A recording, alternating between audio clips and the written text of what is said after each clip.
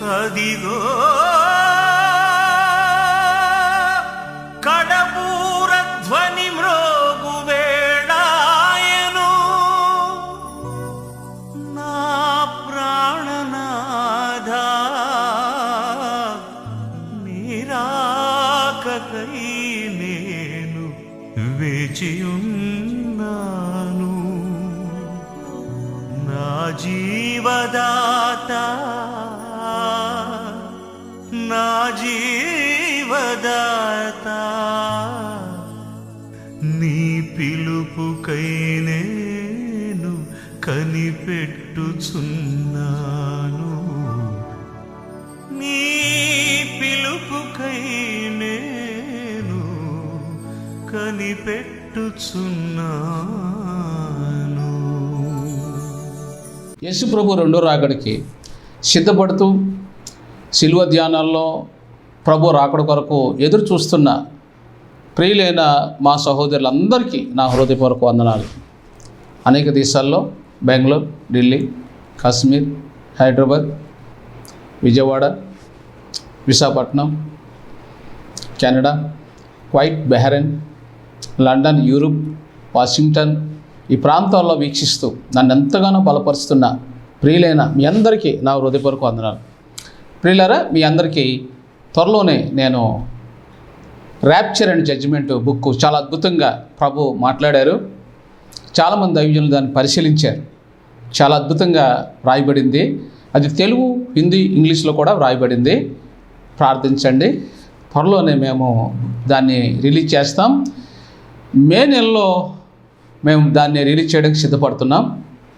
ప్రార్థించండి. కొంచెం ఆర్థిక ఇబ్బంది ఉంది. మేము మందిరాన్ని స్లాబ్ వేయాలి కాబట్టి దానికి నిధులు తక్కువ వచ్చాయి. నేను 3 మందిరాలు కట్టి లేని వాళ్ళకి ఇచ్చాను. నేను మందిరాలు కడతాను, లేని వాళ్ళకి ఇస్తుంటాను. అలాగే ఇప్పుడు మరొక మందిరం మేము కడుతున్నాం, చాలా పెద్ద మందిరం కాబట్టి ఇక చివరి దినాలు మనం ఉన్నాం కాబట్టి వీలైతే సభ్యులుగా మీరు ఇందులో జాయిన్ అవ్వాలనుకుంటే చిన్న కానుక మీరు పంపి జాయిన్ అవ్వచ్చు. ఈ మందిర నిర్మాణంలో ఎవరైతే సహకారులుగా ఉంటారో మేము తప్పకుండా దూరం అనుకోకుండా మీరు ఇచ్చిన దాన్ని బట్టి మీ ఇంటికి వచ్చి ప్రార్థన చేసి వెళ్తాం. మీరు ఇష్టపడితేనే, మీరు పిలకుండా మేము రాము. ఎందుకంటే మాకు అంత ఖాళీ కూడా ఉండదు. మీరు ఇష్టపడితే సంతానం లేనివారు, ఆయా సమస్యలు ఉన్నవాళ్ళు, రోగంతో ఉన్నవాళ్ళు, మరి మీ సమస్య ఏదైనా నాతో వ్యక్తిగతంగా చెప్పుకోవాలనుకుంటే నేను ఖచ్చితంగా అందుబాటులో ఉంటాను. అందరు సేవకుల్లాగా కాదు. ఈ పరిచర్య కొత్తది కాదు, చాలా ఓల్డ్ పరిచర్య.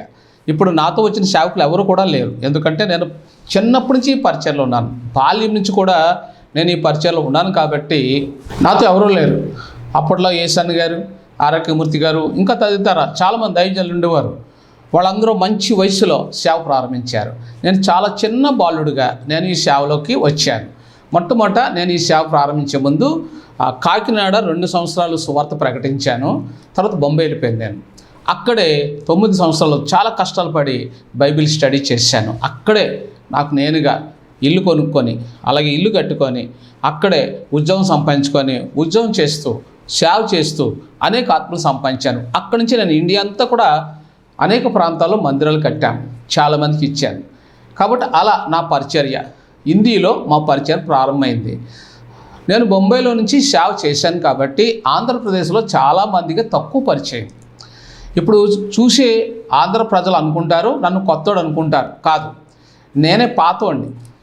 ఇప్పుడున్న క్రైస్తవులు అందరిలో కల్లా నేను పాతోడిని. ఎందుకంటే చిన్నప్పటి నుంచి నేను ఈ సేవలో ఉన్నాను, బాల్యంలో. కాబట్టి 18 ఏళ్ళకి, 17 ఏళ్ళకి, 15 ఏళ్ళకి సేవకు వచ్చిన వాళ్ళు ఉన్నారు. నేనైతే కనీసం నాకు 10 సంవత్సరాలు రాకుండానే స్వార్థికుడిగా వచ్చాను. కనుక నన్ను చాలా అద్భుతంగా వాడుకున్నాడు. సంతానహీనుల దగ్గరికి వెళ్ళి ప్రార్థన చేయమని వాడు ప్రార్థన చేస్తే వాళ్ళకి సంతానం కలిగేది. రోగులు అనుకోండి నూనె రాసి ప్రార్థన చేసినప్పుడు వాళ్ళకి స్వస్థ వచ్చేది. మరి నాతో ఒక టీం ఉండేవారు, యూత్. ఆ టీం అందరికీ నేను అప్లికేషన్లు ఇచ్చాను. అయ్యా మీరు ఉద్యోగాలు చేసుకున్నాను. వాళ్ళకి ఉద్యోగాలు వచ్చాయి, నాతో ఉన్న టీం అంతా వెళ్ళిపోయారు. కాబట్టి నాతో ఉన్న వాళ్ళందరూ కూడా ఉద్యోగాలు సంపాదించుకున్నారు. నాతో చాలామంది కలిసి సేవ చేశారు. వాళ్ళందరూ కూడా మిషనరీలుగా అనేక ప్రాంతాల్లో సేవలో ఉన్నారు. ఈ పరిచయలో చాలామంది దైవజనులు వచ్చారు. ఈ పరిచయలో చాలామంది ఎంప్లాయీస్ వచ్చారు.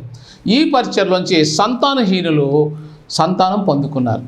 కాబట్టి మీకు సమస్య సంతానమా? నేను తప్పకుండా వస్తాను. అయితే మీరు ఈ పరిచర్యలో మీరు ఎంతో కొంత కానుక ఇచ్చుకొని ఇందులో మీరు రిజిస్టర్ చేయించుకోవాలి.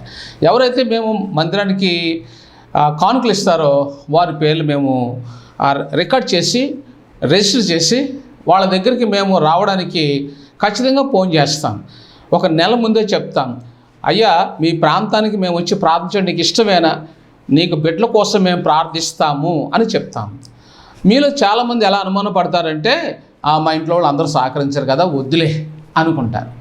కాబట్టి మరి మారలేని మీ కుటుంబంలో ఎవరైనా నన్ను చూస్తే ఖచ్చితంగా మారుతారు. అది మీకు తెలియదు. నేను చాలా గృహాల్లోకి వెళ్ళాను, వాళ్ళు భయపడేవాళ్ళు. నేను వెళ్ళాక ఆ మార్పు లేని ప్రజలు మారు మనసు పొందేవారు. నన్ను చూడగానే ఒక రకమైన మార్పు వస్తుందని ప్రజల్లో. నాకు దేవుడు అలాంటి కృప ఇచ్చాడు. నేను ఇండియాలో అన్ని ప్రాంతాలు తిరిగాను. నేను వెళ్ళాక చాలా కమ్యూనిజం వాళ్ళు, విగ్రహార్థికులు, త్రాగుబోతులు అందరూ మార్పు చెందారు. సంతానహీనులు సంతానం పొందుకున్నారు. కాబట్టి నాది స్వీట్ మెమొరీ. నేను స్వీట్గా మాట్లాడతాను, ఎవరితో గొడవలు పెట్టుకోను, ఎవరు ఏమన్నా ఓర్చుకుంటాను, వచ్చేస్తాను. ఒకవేళ మీ ఇంట్లో నన్ను తిడతారేమో, మరేం బాధపడకండి మీరు, నేనేం బాధపడను. కానీ వాళ్ళు నన్ను తిట్టరు. అలా చాలామంది అనుకున్నాను. నేను వెళ్ళాక వాళ్ళు మార్పు చెందేవారు. ఒకసారి మీరే నన్ను ఆహ్వానించండి, మీరే మంచిది. వీలైతే నేను రావడానికి ప్రయత్నిస్తాను. ఇప్పట్లో అయితే నేను రాలేను, కానీ చాలా దూరంగా బిజీ షెడ్యూల్లో ఉన్నాను. ఈ మందిర నిర్మాణంలో ఎవరైతే చేతులు చాపుతారో సహోదరి బెంగళూరు నుంచి దుర్గా సహోదరి 25,000 ఈ మందిరానికి ఇచ్చింది. మరి అర్చన 35,000 రూపాయలు ఈ మందిరానికి ఇచ్చారు. ఇక భవానీ 1,00,000 రూపాయలు సుమారు ఇచ్చింది. ఫైట్లో ఉన్నారు, పిల్లలు లేరు ఆమెకు, 2 బిడ్డలను దేవుడు ఇచ్చాక ఆమె చాలా సంతోషపడింది. ఆ తర్వాత మాలక్ష్మ ఆమె కూడా ఈ మందిరానికి 1,00,000 రూపాయలు ఇచ్చారు. మరి రుక్మిణి వాళ్ళకి పిల్లలు లేరని దేవుడు ఒక బిడ్డ ఇచ్చినందుకు ఇంచుమించుగా 1,00,000 కంటే ఎక్కువ ఈ మందిరానికి ఇచ్చారు. ఇలా వీళ్ళందరూ కూడా నాకు ఎంతో సహకారులుగా నిలిచారు. ప్రియులరా, మరి మా ఇల్లు బాగోదు, మా మందిరం అయితే బాగుంటుంది. నేను ఇప్పుడు కట్టే మందిరం నేను ఎక్కువ మందిరం కట్టి ఇంకొకరికి ఇస్తుంటాను. కాబట్టి ఈ మందిరానికి ఇంక పైన ఇంక నేను మందిరాలు కట్టను, ఇదే లాస్ట్. కాబట్టి చివరి దినాల్లో ఇంక చివరిగా ఒక మందిరం కడుతున్నాను. ఇందులో మీరు మీకు తోచింది 10,000, 20,000 మీ ఇష్టం అనమాట పంపుకుంటే ఇందులో ఈ పరిచర్లో మీ పేరు రికార్డ్ చేయబడుతుంది. 1వ తారీఖు మేము ఫోన్ చేసి మీకోసం ప్రార్థన చేస్తాం. అంతేకాదు 1వ తారీఖు మీరు ఎత్తకపోతే 5 వరకు మేము ఫోన్ చేస్తూనే ఉంటాం. మరొక మంచి అవకాశం ఏంటో తెలుసా, మేము మీకు బుక్స్ పంపిస్తాం.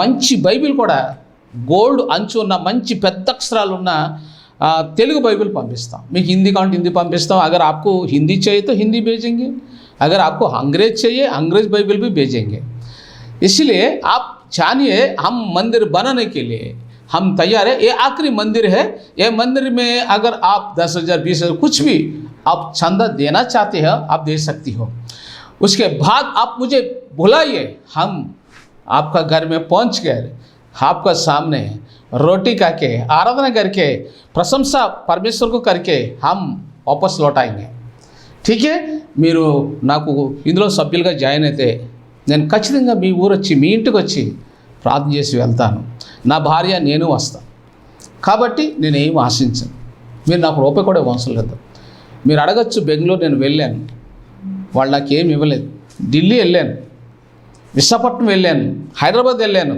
చాలా ఊర్లు వెళ్ళాను నేను ఏం ఆశించలేదు వాళ్ళు నాకు సభ్యులు కాబట్టి ఇప్పుడు నేను త్వరలోనే నేను ఢిల్లీ మళ్ళీ బెంగళూరు దేవుని చిత్తమైతే హైదరాబాద్ ఖచ్చితంగా నేను ముందు హైదరాబాద్ వెళ్ళబోతున్నాను మరి సహోదరి అర్చన ఈ మందిర నిర్మాణంలో ఆమె ఎంతో సహాయపడింది ఇక లైన్లో పేతురు గారు కూడా ఉన్నారు మరి పేతురు గారు కూడా మరి ఈ మందిరానికి అయ్యా ఇది ఏప్రిల్ నెల మొదటి వారంలోనే మేము మందిరానికి స్లాబ్ సిద్ధపరిచాం కాబట్టి మీరు సహాయం చేయాలని మీరు ఎందుకు సహాయం చేయాలంటే నా కోసం కాదు దేవుడు మీకు ఒక బిడ్డని ఖచ్చితంగా ఇస్తాడు ఈ విషయంలో మీరు అందరూ సహకరించండి ఈరోజు మనము వాక్యంలోకి వెళ్దాం బైబిల్ గ్రంథంలోంచి అద్భుతమైన వాక్యాన్ని ధ్యానం చేయబోతున్నాం మత్తయి సువార్త 12:36 నేను మీతో చెప్పినదేమనగా మనుషులు పలుకు వ్యర్థమైన ప్రతి మాటను గురించి విమర్శించిన లెక్క చెప్పవలసి ఉండును. నీ మాటను బట్టి నీతిమంతుడు అని తీర్పు నందుదువు, నీ మాటలను బట్టి అపరాధివని తీర్పు నందుదువు. జాగ్రత్తగా తూచి పలికిన మాటల కంటే అజాగ్రత్తగా పలికిన మాటలే ఒక వ్యక్తి మనసులో ఉన్నదాన్ని బయట పెడతాడు. నాలుక బహు శక్తివంతమైన పరికరం. అది పలికే మాటలకు శాశ్వత ఫలితాలు ఉంటాయి. మన మాటలు జాగ్రత్తగా భద్రం చేయడం జరుగుతూ ఉంది. తీర్పు దినాన అవన్నీ తిరిగి మనకు వివరించబడతాయి. మన మాటలే అజాగ్రత్తగా మాట్లాడే ప్రతి మాట కూడా మనకు లభించే తీర్పుకు గురి చేస్తాయి. ఎందుకంటే మనమంటే ఏమిటో అవి ఖచ్చితంగా బయట పెడతాయి. నువ్వు మాట్లాడేది మంచి అయినా, అది చెడుగైనా, అది అబద్ధమైనా, అది కోపమైనా, లేక నువ్వు చిరాగ్గా పలికిన మాట అయినా నీ ముందు పెట్టి నీ మాటలే నీతో మాట్లాడతాయి. దేవుని ముందు నిన్ను అబద్ధికునిగా, నేరస్తుడిగా నిలబెడతాయి. అప్పుడు నువ్వు సిగ్గు తెచ్చుకోకుండా ముందుగానే మార్పు చెందాలి. సామెతల గ్రంథం 18:7-21. బుద్ధిహీనుని నోరు వానికి నాశనం తెచ్చను, వాని పెదవులు వాని ప్రాణమునకు ఉరి తెచ్చను. జీవ మరణములు నాలుక వశం, దాని యందు ప్రీతిపడువారు దాని ఫలము తిందురు. యాకోబు 3:5. అలాగనే నాలుక కూడా చిన్న అవయవం అయినను బహుగా అదిరిపడును. ఎంత కొంచెం నిప్పు ఎంత విస్తారమైన అడవిని తగలబెట్టును. నాలుక అగ్నియే. నాలుక మన అవయములలో ఉంచబడిన పాప ప్రపంచం సర్వ శరీరమునకు మాలిన్యము కలుగు చేయొచ్చు. ప్రకృతి చక్రమునకు చిచ్చు పెట్టెను, అది నరకం చేత చిచ్చు పెట్టబడను. నీ ఇష్టం వచ్చినట్టు మాట్లాడితే ఈ నాలిక నేను నరకానికి నెట్టేస్తుంది. అప్పుడు ఈ నాలిక దగ్గర ఒక పెద్ద బండరాయి నాలిక తగిలించి పెడతారు. అది అగ్నితో మాడిపోతూ ఉంటుంది. అప్పుడు నీ నాలిక ఏమవుతుందంటే కాలిపోతూ ఉంటుంది. చాలామంది కుదురుగా ఉండకుండా ఇష్టం వచ్చినట్టు బడబడబడి మాట్లాడుతుంటారు. వాళ్ళు ఏం మాట్లాడుతున్నారో కూడా తెలియదు, ఎందుకు మాట్లాడుతున్నారో తెలియదు. వాళ్ళు తిడతారు, వీళ్ళు తిడతారు, వాళ్ళు తిడతారు, చివరికి తమకు తామే తిట్టుకుంటారు. అది సాతాన్. అది మనుషులు మంచోళ్ళే. అందుకని మీ ఇంట్లో ఈ సాతాను ఉంటుంది. జాగ్రత్త. కుదురుగా ఉండరు, సైలెంట్గా ఉండరు. ఇంకా వృద్ధులు అనుకోండి, మరీ భయంకరంగా మాట్లాడతారు. వాళ్ళకి ఇంకా 60 సంవత్సరాలు దాటేటప్పటికి 70-80 వచ్చేటప్పటికి మాట్లాడాలనిపిస్తుంది. ఎందుకంటే వారిలో బీపీ పెరిగిపోద్ది. కాబట్టి మాటల వల్ల ప్రాణం ఇప్పుంది, తీర్పుకెళ్ళి నరకానికి వెళ్ళే ప్రమాదం ఉంది. జాగ్రత్త. మన నాలుకను అదుపులో పెట్టుకునేందుకు మనం ప్రయత్నించాలి. అలా ప్రయత్నించలేకపోతే అసలు ఏమీ అదుపులో లేకపోవడం కంటే కొంతవరకైనా దానిని అదుపు చేయడం మేలు. ఇక్కడ చెబుతున్న విషయం ఏమంటే చిన్న చిన్న విషయాలకు పెద్ద ఫలితాలు ఉండవచ్చు. దేహంలోని ఏ ఇతర అవయవం కన్నా నాలుకను మంచి కానీ చెడు కానీ చేసే శక్తి ఉంది. దానికున్న శక్తి చాలా ఆశ్చర్యకరమైనది. అది నిర్మించగలదు, కూలద్రోయగలదు, సృష్టించగలదు, స్పందింప చేయగలదు. అది జీవమిచ్చి వృక్షంగాను ఉండగలదు, లేక పాము కూరలాగా పనిచేయగలదు, కాటు కూడా వేయగలదు, హతమార్చే కత్తిలాగా ఉండగలదు, లేదా వ్యాధిని నయం చేసే మందులాగా ఉండగలదు. దుర్మార్గతను, కష్టాన్ని తెచ్చిపెట్టగలదు, న్యాయాన్ని, నీతిని ప్రోత్సహించగలదు. అన్నిటికన్నా ఉత్తమమైన మార్గం మన హృదయాలను, మనస్సులను దేవుని వాక్కుతో నింపుకోవడం. అప్పుడు మన నాలుకను మంచి సంగతులను గురించి మాట్లాడతాయి.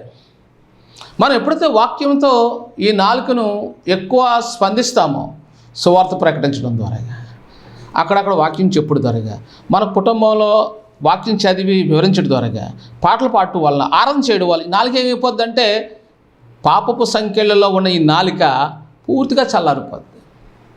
అప్పుడు జీవజలాలు నీ నాలుకలో నింపబడతాయి. నాలుకను అదుపులో పెట్టే మార్గం సంగీతములతోనూ, కీర్తనలతోనూ, ఆత్మ సంబంధమైన పద్యములతోనూ ఒకరికి ఒకడు బోధించచ్చు, బుద్ధి చెప్పుచ్చు, కృపాసహితముగా మీ హృదయములలో దేవుని గురించిన గానం చేయొచ్చు. సమస్త విధమైన జ్ఞానంతో క్రీస్తు వాక్యం మీలో సమృద్ధిగా నివసింపనీయుడి. కొలస్సీ 3:6. కీర్తన 39:1 నా నాలుకతో పాపం చేయకున్నట్లు నా మార్గములను జాగ్రత్తగా చూచుకుందును. భక్తిహీనులు నా ఎదుట ఉన్నప్పుడు నా నోటికి చిక్కం ఉంచుకొందుననుకొంటిని. 2 కొరింథీ 5:10 ఎందుకనగా తాను జరిగించిన క్రియలు చెప్పున అవి మంచివైనను సరే చెడ్డవైనను సరే దేహంతో జరిగించిన వాటి ఫలమును ప్రతివాడు పొందినట్లు మనమందరమును క్రీస్తు న్యాయపీఠం ఎదుట ప్రత్యక్షం కావాలను. క్రీస్తు న్యాయపీఠం ఎదుట ఒక దినాన విశ్వాసులు లెక్క అప్పగించాలి. బైబిల్ నేర్పిస్తున్నది దేహంతో చేసిన వాటన్నిటికీ అవి మంచివైనను చెడ్డవైనను సరే సంజేసి ఇవ్వవలసి ఉంటుంది. విశ్వాస తీర్పు గురించి ఈ క్రింద సత్యాలను మనసులో ఉంచుకోవాలి. విశ్వాసులందరికీ తీర్పు ఉంటుంది, మినహాయింపులు ఉండవు. నాకు తప్పు అయిపోయింది తండ్రి నన్ను క్షమించంటే క్షమాపణ ఉండదు. రోమా 14:12 ప్రతి నాలుకయు దేవుని స్తుతించును అని ప్రభు చెప్పుచున్నాడు అని వ్రాయబడి ఉన్నది. కనుక మనలో ప్రతివాడును తను గురించి దేవునికి లెక్క అప్పగించవలేను. 1 కొరింథీ 3:12 ఎవడైనను ఈ పునాది మీద బంగారం వెండి వెలగల రాళ్ళు కర్ర గడ్డి కొయ్యకాలు మొదలైన వాటితో కట్టిన ఎడల వాని పని ఎట్టిదో దానిని అగ్నియే పరీక్షించను. పునాది మీద ఒకడు కట్టిన పని నిలిచి ఎడల వాడు జీతం పుచ్చుకొను. ఒకని పని కాల్చివేయబడిన ఎడల వానికి నష్టం కలుగును. అతడు తన మట్టుకు రక్షింపబడును గాని అగ్నిలో నుంచి తప్పించుకొనినట్లు రక్షించబడును. 2 కొరింథీ 5:10 ఉన్న ప్రకారంగా మనము ఆయన ఎదుట ప్రత్యక్షమవుతాం. ప్రసంగి 12:14 గూఢమైన ప్రతి అంశమును గురించి దేవుడు విమర్శ చేయనప్పుడు ఆయన ప్రతి క్రియను అది మంచిదే కానీ చెడ్డదే కానీ తీర్పులోనికి తెచ్చెను. క్రీస్తు తన సంఘానికై తిరిగి వచ్చినప్పుడు ఇది జరుగుతుంది. యోహాను సువార్త 14:3 నేను వెళ్ళి మీకు స్థలం సిద్ధపరిచిన ఎడల నేనుండు స్థలములో మీరును ఉండులాగన మరలా వచ్చి నా యొద్దకు ఉండుటకు మిమ్మను తీసుకొని పోవుదును. క్రీస్తు అంటున్నాడు, నేను ముందు మీ దగ్గరకు ఇప్పుడు వచ్చాను మీ రక్షణార్థమే. మీరు రక్షణ పొందాక నా కొరకు బూదిగంతల వరకు సాక్షులుగా నమ్మకం ఉంటే వాళ్ళు మాత్రమే నేను రెండోసారి వచ్చి తీసుకెళ్తానని వాగ్దానం ఇస్తున్నాడు. ఆ రాకడికే మనం ఇప్పుడు ఎదురు చూస్తూ ఉన్నాం. 1 దశలోని రాసిన పత్రిక 4:14 యేసు మృతి పొంది తిరిగి లేచినని మనం నమ్మిన ఎడల అదే ప్రకారం యేసునందు నిద్రించిన వారిని దేవుడు ఆయనతో కూడా వెంట పెట్టుకొని వచ్చును. మేము ప్రభు మాటను బట్టి మీతో చెప్పినది ఏమనగా ప్రభు రాకడ వరకు సజీవులమే నిలిచిండు మనము నిద్రించిన వారి అందరికంటే ముందుగా ఆయన సన్నిధి చేరం. ఆ పాఠంతోను ప్రధాన దూత శబ్దంతోను దేవుని బోరతోను పరలోకం నుండి ప్రభు దిగివచ్చును. క్రీస్తునందు మృతులైన వారు మొదట లేతురు, ఆ మీదట సజీవులమే నిలిచిండు మనం వారితో కూడా ఏకంగా ప్రభువును ఎదుర్కొంటకు ఆకాశ మండలంనకు మేఘముల మీద కొనుపబడదాము కాగా మనం సదాకాలం ప్రభుతో కూడా ఉందుము. దేవుని స్తోత్రం. అంటే మనం సదాకాలం ఆయనతో మనం ఉండే మంచి క్రియ సంతోషం, ఇక దుఃఖము, రోగాలు, కన్నీళ్ళు, ఇబ్బందులు, అవమానాలు, కష్టపడటం, సంపాదన ఇవన్నీ గతించిపోతాయి. న్యాయాధిపతి క్రీస్తే. యోహాను సువార్త 5:22 తండ్రి ఎవరికిని తీర్పు తీర్చడు కానీ తండ్రిని గణపరిచినట్లుగా అందరూ కుమారుని గణపరచవలని తీర్పు తీర్చుటకు సర్వాధికారం కుమారునికి అప్పగించి ఉన్నాడు. 2 తిమోతి 4:8 ఇక మీదట నా కొరకు నీతి కిరీటం ఉంచబడి ఉన్నది. ఆ దినమందు నీతిగల న్యాయాధిపతి అయిన ప్రభు అది నాకు మాత్రమే కాకుండా తన ప్రత్యక్షతను అపేక్షించే వారికి అందరికీ అనుగ్రహించును. విశ్వాస తీర్పు అసమస్య కాదని బైబిల్ చెబుతున్నది. ముఖ్యంగా అందులో ఇమిడి ఉన్న నష్టాన్ని దృష్టిలో ఉంచుకొని చూస్తే ఇది తేలికగా తీసుకోవలసినది కాదు. ఒక వ్యక్తి జీవితాంతం చేసిన పని అంతా తగలబడిపోయే అవకాశం ఉంది. అయితే విశ్వాసుల తీర్పులో దేవుడు వారిని శిక్షకు గురి చేయడం మాత్రము ఉండదు. 1 కొరింథీ 3:15 ఒకని పని కాచివేయబడిన ఎడల వానికి నష్టం కలుగును, అతడు తన మట్టుకు రక్షించబడును కానీ అగ్నిలో నుండి తప్పించుకున్నట్లు రక్షించబడును. 2 యోహాను పత్రిక 1:8 యేసుక్రీస్తు శరీరధారి వచ్చినని ఒప్పుకొనని వంచకులు అనేకులు లోకములో బయలుదేరి ఉన్నారు. అట్టి వాడే వంచకుడు, క్రీస్తు విరోధినై ఉన్నాడు. మేము మీ మధ్యను నెరవేర్చిన కార్యములను చెడగొట్టుకొనక మీరు పూర్ణ ఫలము పొందినట్లు జాగ్రత్తగా చూచుకొనుడి. ఆయన రాకడ సమయంలో మనము సిగ్గుపడే అవకాశము ఉంది.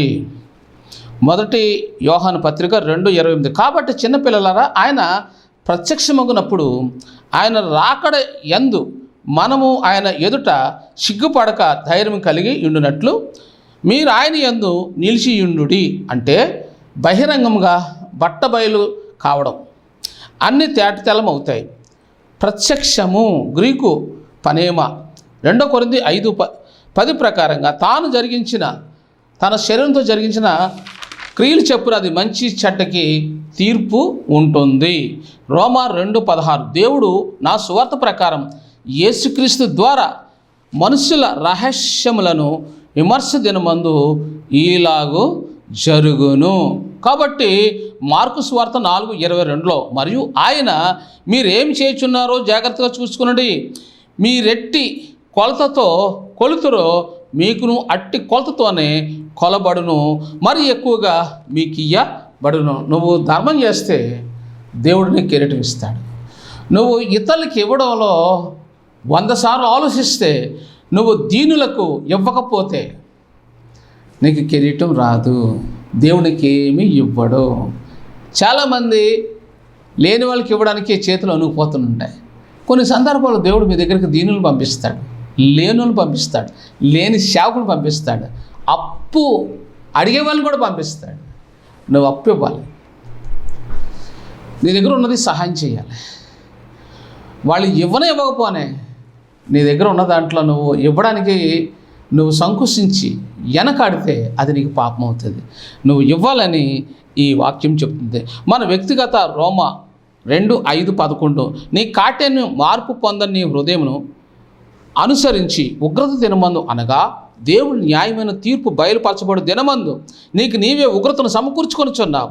ఆయన ప్రతి వానికి వాని క్రియలు చొప్పున ప్రతిఫలం ఇచ్చును. సత్క్రియను ఓపికగా చేయించు, మహిమను ఘనతను అక్షయతను వెతుకు వారికి నిత్యజీవం ఇచ్చును. అయితే భేదమును పుట్టించి సత్యమునకు లోబడక దుర్నీతికి లోబడి వారి మీదకి దేవుని ఉగ్రతయు రౌద్రమును వచ్చును. దుష్కారం చేయ ప్రతి మనుషుని ఆత్మకు మొదట యూదునికి గ్రీసు దేశస్థునికి కూడా మహిమయు ఘనతయు సమాధానం కలుగును. దేవునికి పక్షపాతం లేదు. ధర్మశాస్త్రం లేక పాపం చేసిన వారందరూ ధర్మశాస్త్రం లేకయే నశించేదరు. దేవుని దగ్గర పక్షపాతం లేదు. నువ్వు ఇచ్చావు అనుకో, దేవుని దగ్గర కృప నీకు ఇవ్వబడుతుంది. నువ్వు ఇవ్వకపోతే ఆ కృప నీకు రాకుండా రద్దు చేయబడుతుంది. అప్పుడు నీ హృదయం కఠినపరచబడుతుంది. కాబట్టి ప్రియులారా, మన మాటలు మత్తయి 12:36 ప్రకారంగా నేను మీతో చెప్పినదేమో మనుషులు పలుకు వ్యర్థమైన ప్రతి మాటను గురించి విమర్శ దినం మనం లెక్క అప్పగించాలని వ్రాయబడి ఉంది. మనం ఈ లోకంలోకి ఏది తేలేదు, ఏమి పట్టుకొని పోలేము. అప్పుడు ఆయన నోరు తెరిచి మత్తయి 5:2 ఇలాగో బోధింపసాగను, ఆత్మీయ విషయమే దీనులైన వారు ధన్యులు, పరలోక రాజ్యం వారిది. అది దీనత్వం. అంటే నువ్వు పంచిపెట్టడంలో ముందుండాలి, అది దీనత్వం. దేవుడు పని చేయడంలో ముందుండాలి, అది దీనత్వం. మందిరానికి త్వరగా రావాలి, అది దీనత్వం. వాక్యాన్ని శ్రద్ధగా నెల మాట్లాడకూడదు, అది దీనత్వం. దీనత్వం అంటే ప్రభు పరిచర్లు ఉండాలి, పరిచయం చేసే వాళ్ళతో సహకరించాలి, ఏకీభించాలి, నీకు కలిగింది పెట్టాలి, ధర్మం చేయాలి, భోజనం పెట్టాలి. అప్పుడు దేవుడు నిన్ను పరలోకానికి అంగీకరిస్తాడు. దాన్ని ఏమన్నాడంటే దీనులైన వారు అన్నాడు. 1 కొరింథీ 4:5లో కాబట్టి సమయము రాక మునుపు, అనగా ప్రభు వచ్చే వరకు దేనిని గురించి తీర్పు తీర్చకుడి. ఆయన అంధకారమందలి రహస్యములను వెలుగులోనికి తెచ్చి హృదయములలోని ఆలోచనలను బయలుపరచబడినప్పుడు ప్రతివానికి తగిన మెప్పు దేవుని వలన కలుగును. ఈరోజు ఈ వాక్యం వింటున్న మీ జీవితంలో మెప్పు దేవుడి వల్ల కలుగుతుంది. నా దగ్గరికి ఒక సహోదరు వచ్చింది, పిల్లలు లేరండి, ప్రార్థన చేశాం. ఆమె తన ఇంటికి రమ్మని పిలిచింది, నేను వెళ్ళాను. వాళ్ళకి పెళ్ళి 20 సంవత్సరాలు అయింది. ప్రార్థన చేసాక దేవుడు వారికి ఒక బిడ్డనిచ్చాడు. 20 సంవత్సరాలు. వాళ్ళు ఇంచుమించుగా మేము మందిరం కడుతున్నాం, ఆ మందిరానికి వాళ్ళు ఇంచుమించుగా ₹1,00,000 ఇచ్చారు వాళ్ళు. ఇంకో సహోదరి పెళ్ళయింది, బిడ్డ పుట్టి చనిపోయింది. వాళ్ళు ఏడుస్తుంటే ఆ దేవుడు మాట్లాడుతున్నాడు, వాళ్ళకి నేను 2 బిడ్డలు ఇస్తున్నానని. అప్పుడు నేను వెళ్ళి, అమ్మ ఏడకో, ఒక బిడ్డ పోయాడని నువ్వు ఏడకో, నీకు 2 బిడ్డలు ఇస్తున్నాడని చెప్పినప్పుడు దేవుడు కొడుకును కూతురు ఇచ్చాడు.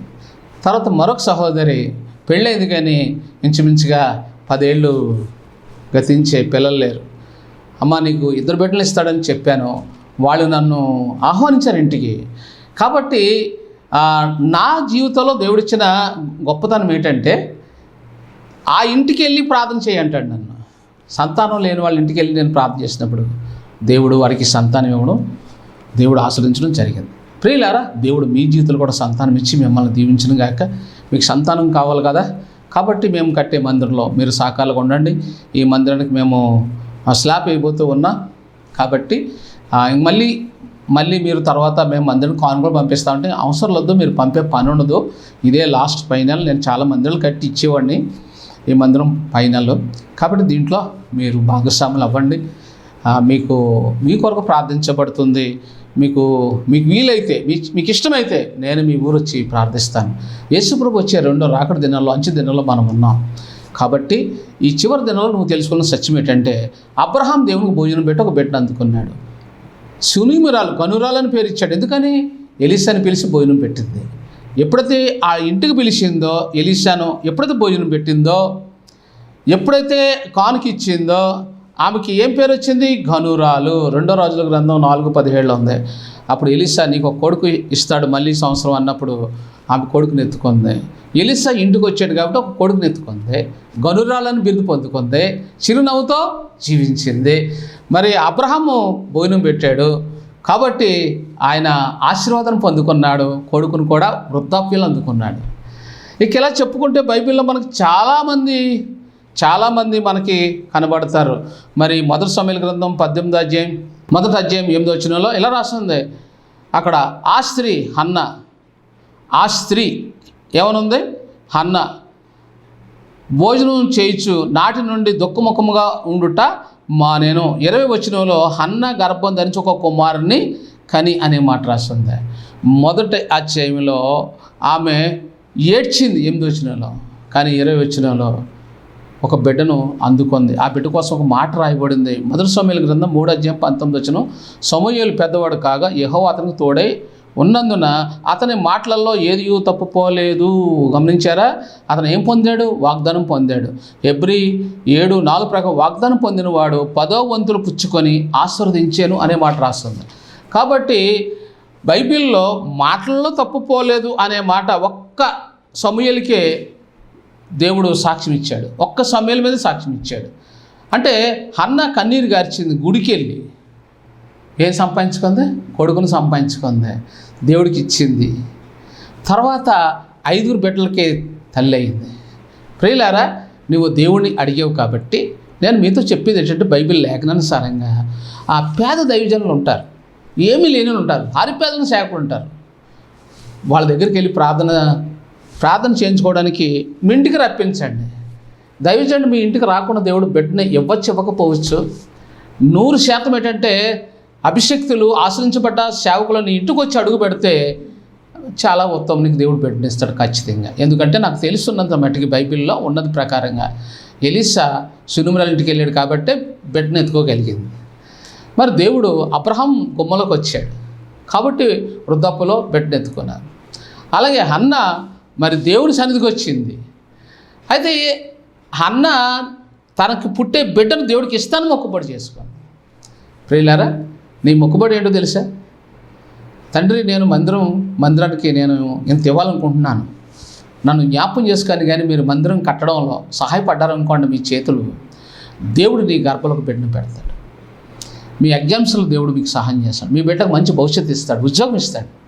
అలాంటి కృప దేవుడు మీకు అనుగ్రహించి 2వ రాకడలో మీకు సహాయం చేయను గాక. పరిశుద్ధుడా, ఈ వాక్యం ఉన్న బిడ్డలను సంతానం ఇవ్వండి, అనారోగ్యం విడిపించండి, ఆరోగ్యం ఇవ్వండి, జీవితంలో నెమ్మది ఇవ్వండి, ప్రతి అడ్డు తొలచి కుటుంబాన్ని జ్ఞాపకం చేసుకోమని యేసుక్రీస్తు నామములో స్తుతించి ప్రార్థిస్తున్నాం తండ్రి, ఆమేన్. వందనాలు. సిలువధారి నిన్ను పిలిచే మధుర భాషతో కలుషమిల్ల కడిగే ప్రభువు ఎంతో ప్రేమతో,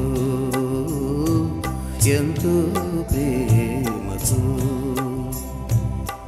సిలువధారి నిన్ను పిలిచే మధుర భాషతో